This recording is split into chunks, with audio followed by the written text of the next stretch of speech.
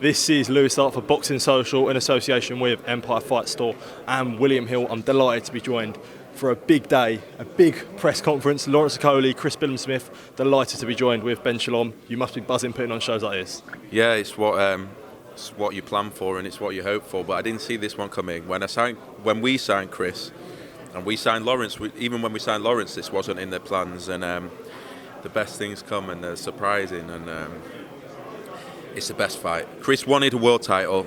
And for us, the domestic world title is the one that sells. It's the one that people want to see. And because Chris and Lawrence obviously shared the same stable with Shane McGuigan for so long, it was actually from Chris's camp who decided, you know what, Lawrence has gone now.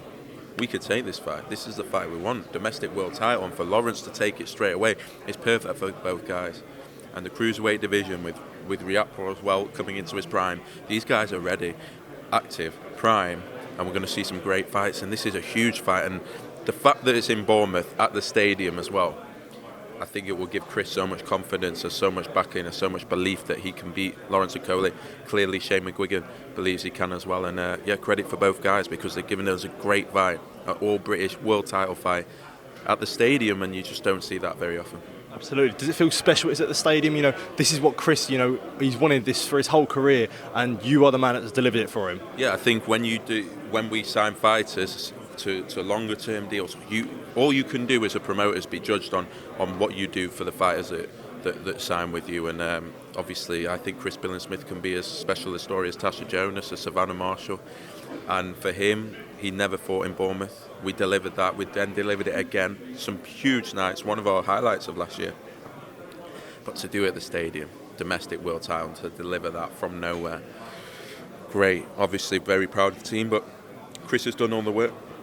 He's the one that's fought his way to this. And Lawrence Okolie, to risk his world title at a state he doesn't need to, it's a voluntary, but it shows what he wants to do as well. And I think it's come at a perfect time for both of them. Absolutely. Well, this is a massive fight, but unfortunately, this morning the news came out that Amir Khan tested positive in a post-fight drug test against Kell Brook for Ostarine. You're going to get loads of questions about it. Firstly, I just wanted your thoughts on, when you heard of this and what your whole thoughts on it, genuinely. Saw it this morning on social media for the first time. I know people say, aren't UCAD supposed to notify you, or please ask UCAD why they didn't. We contract with VADA. The board contracts with UCAD. We have rigorous testing, tens of thousands of pounds worth of testing, all in the promotion. Probably the most testing we've ever done for any fight. Nothing.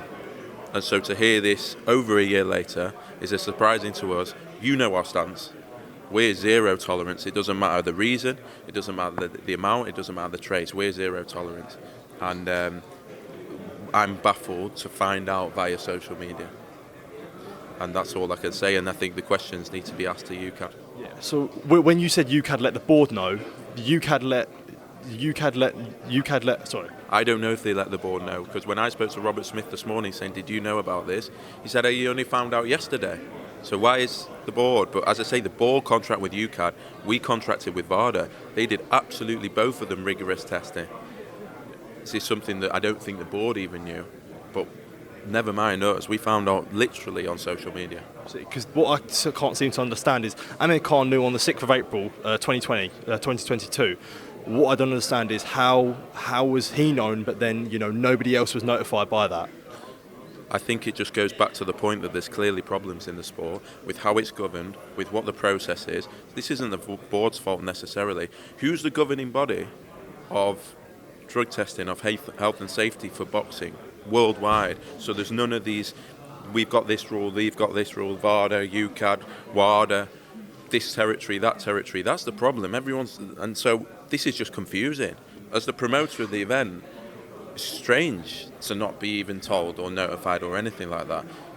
I have to put it down. There's no global authority. Board are contracting with UCAD. We're contracting with VADA. It should be zero tolerance. It doesn't matter what the trace is and who's caused it. And it's a difficult one because we're then caught up in it, having seen on social media today. And hopefully it's a watershed moment. It is a problem in the sport. And hopefully it's a watershed moment for the whole system to be ripped up. Because obviously there was the stuff with Conor Benn with UCAD and VADA not recognising UCAD.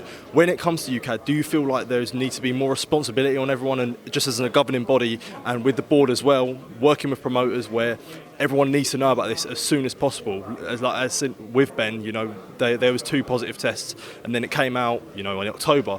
There needs to be known straight away, would you say? Yes, but they did know. That we did not know. And I don't think the board did either. So how does that happen?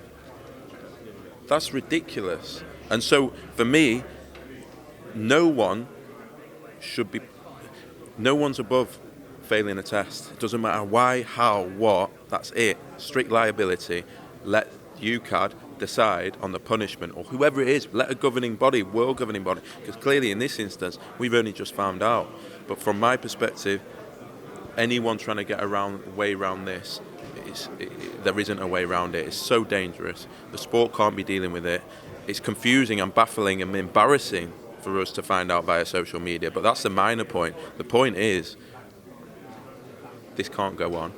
What did you make of Khan's statement where he said, he didn't intentionally ingest it? He was tested negative in a week before. What did you sort of make of that? I'm inclined to believe it because I know Amir Khan has gone through his whole career and never had a problem. However, it doesn't matter, and that's what I'm trying to say. The fighters are responsible for their tests. It doesn't matter how, why, whatever. The UCAD or whoever it is will decide what the punishment is. It's strict liability. If not, you're going to have all sorts of people thinking that they can get away with stuff.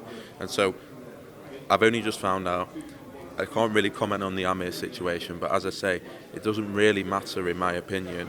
It shouldn't affect the fact that he's failed a drugs test and a punishment has to come. Ben, I appreciate your time. I know it's sort of a difficult thing. You get loads of questions about it, but thank you for your time, mate. Really appreciate it. Thank you. Cheers, mate.